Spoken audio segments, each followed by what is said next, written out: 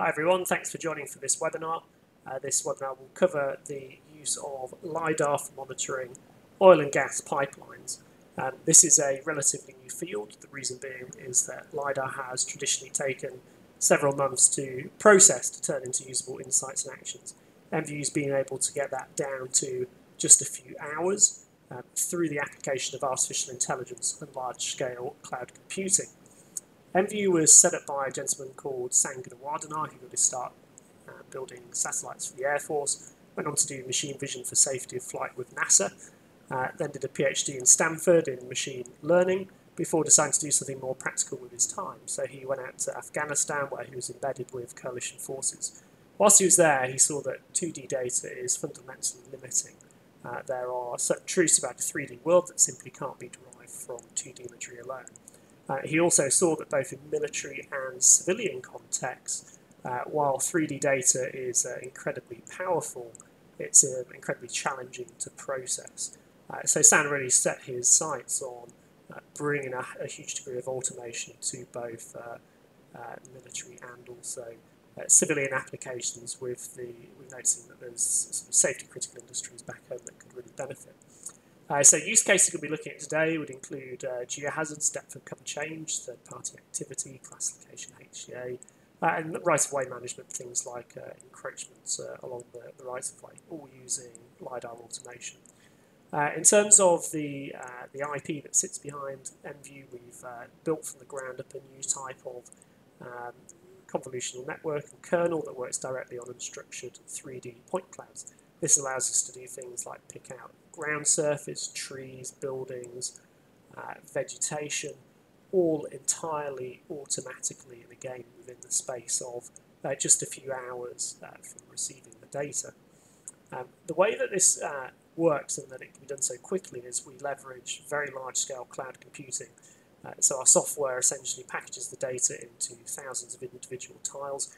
It takes each tile and puts it inside a container that has its own operating system and AI code. This then runs in parallel across thousands of graphics processing units. So the user effectively calls on a massive amount of processing resource. So to touch on the sort of overall workflow, typically a company, a third-party contractor will go gather the data. Either that company or an engineering consultant or someone within the oil and gas pipeline company themselves will upload the data to MVU's web platform, and from there, after a few clicks, we'll begin the execution process for the data itself.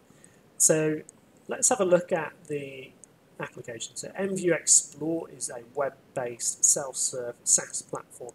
It's accessed directly from your web browser. There's no need for any sort of install of an executable file on your local machine. So entirely web-based process. So if we switch into the product itself, firstly I'm looking at the map view within the product. I can get in here and start calling on OGC compliant web mapping services. So let's take a look at real-time weather, for example, across the United States. So next off, I'm going to take another look at a different layer here. I'm going to add in a data set for Canada that's going to give me water flow and direction, and also the presence of water bodies. Clearly a useful data set for things like managing river crossing locations along a pipeline route. So as I zoom in here, I can see this web mapping service feeding in, showing me exactly where the water bodies are and the flow direction at this location on the west coast of Canada. Okay, so let's switch across now. And I'll just explain the sort of general workflow. So essentially you give a data set a name, you choose the files to upload, you select its EPSG code if you know it, otherwise the system auto-detects it. You then choose your data and decide which files to generate, so things like DTMs, DSMs, point cloud classification, etc. Once the process is run, which as I mentioned just takes a few hours, we can then get in and see the results.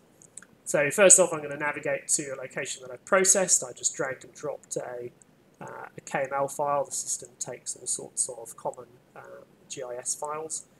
And then I can go in and have a look at the data that I've processed for this particular location, which just happens to be my neighbourhood in Vancouver. So here we can see the data itself. We can see that the system has done an extremely good job automatically detecting the ground surface, all of the buildings in this area, and the trees as well. We ran the whole city of Vancouver through the platform. It took about 10 hours to do. So one of the unique advantages of LiDAR is that it allows us to see what's below the vegetation. And that's very important from a HCA class perspective, where a 2D image might only show you a few buildings at a particular location. However, by identifying the trees and automatically stripping those out of the data set, we can reveal what's actually under the tree canopy. And for this particular location, there are in fact 7 buildings that are visible, which indicates that that there might be a change to classification at this location. So let's have a look at the example of the shapefiles that are generated. So gone are the days that you have to employ interns to manually draw around each building. The system will generate shapefiles automatically based on the data uploaded. And let's have a look at this location, the original 3D data used to generate those shapefiles. So here we see the buildings that have automatically been detected through that machine vision algorithm. And then, if we pull in the vegetation and ground as well, we can see those data sets for this same location as well. Let's just get in here and take a closer look. So this technology is very useful for detecting geohazards. Here we can see a satellite image of an area. If we step forward in time, we can see that there has been a change in the sun angle, which is casting shadows. A 2D algorithm would show a false positive change across this whole area. However, using LiDAR, we can see below the trees and derive the terrain surface, and then look at how that terrain surface is changing over time. So stepping forward in time here, we can see that terrain start to change. Hard to see until we then add on a layer of derivative analysis where red has fled and blue is new. So we can see the red head of the landslide and the blue toe across that small horizontal feeder pipe. The platform itself also has some very powerful 3D rendering tools, so you can look at things like hill shades, terrain slope and direction that really help those geohazards to pop out. So in this example, this is an area where there was extensive planting activity going on. It's kind of hard to see if anything has happened that's impacted the pipeline. When we look at the terrain and then the change of that over time, we can see that not only has there been a land use change here to agriculture, but there's actually been extensive terracing activity. And we can see here that in some locations cover has been added, in many locations it's actually been lost. Let's have a look at a water crossing location. In this location, a large warehouse has been built, and if we sort of step forward in time and see that, we can also then start to look at the terrain analysis and see that this built infrastructure is changing the erosion rates within the crossing itself. Here we can see an agricultural field. This is an example of third-party activity. We can see that the field, if we step forward in time, has actually been harvested. So nothing untoward there. However, when we pull in the results of the terrain change analysis, we can actually see that a pattern of deep ripping emerges. So the farmer's dragged a steel spike behind his tractor, perhaps 3 feet deep in an area that the pipeline's buried 4 feet, so potentially a compromised pipeline at this particular location. Also within the product, we've got a bunch of other tools. So, for example, the ability to measure, the ability to change background layers, and then there's a whole bunch of support documentation as well. So, for example, we can look at what's new. We're releasing new updates every 4 weeks to the platform at the end of sprints. We can also go to the ideas portal and submit new ideas that we would like to see within the product itself. And we can also go to the support tab. So there's very comprehensive support documentation for both onboarding new users and for more advanced users. When we look ahead to our roadmap, we've got a lot of things coming. We're going to have water, road classification soon, bridges classification, and there's going to be things like terrestrial LiDAR, mobile LiDAR support, which could also be of interest to oil and gas users.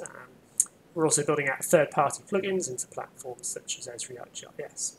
So that's it from me today. I hope you've enjoyed this. Feel free to reach out. My email address is on the screen here. We're definitely very receptive to feedback, so if there's anything that you would like to see in the product, just let us know. And of course, the proof is in the pudding, so if you want to try out EnView Explore, just ping me an email and I would be happy to get you set up. Thank you very much for your time, and that's it from me today.